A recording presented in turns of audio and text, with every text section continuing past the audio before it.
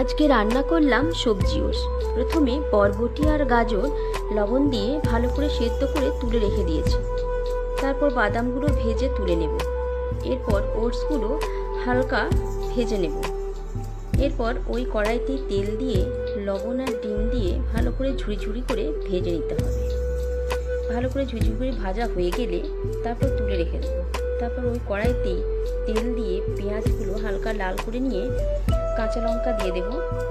তারপর আগে থেকে ভেজে রাখা বাদাম, গাজর, বরবটি আর ডিমগুলো দিয়ে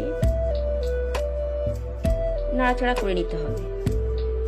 তারপর পরিমাণ মতো হলুদ দিয়ে ভালো করে একটু কষিয়ে নেবেন।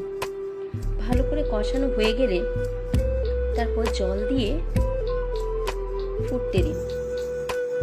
ফুটে উঠলে আগে থেকে ভেজে রাখা ওটসগুলো ওগুলো দিয়ে দেবেন। বেশিক্ষণ ফোটানোর দরকার নেই, জাস্ট 3-4 মিনিট ফুটে গেলেই তৈরি হয়ে যাবে সবজি ওটস। রান্না করে দেখবেন কিন্তু।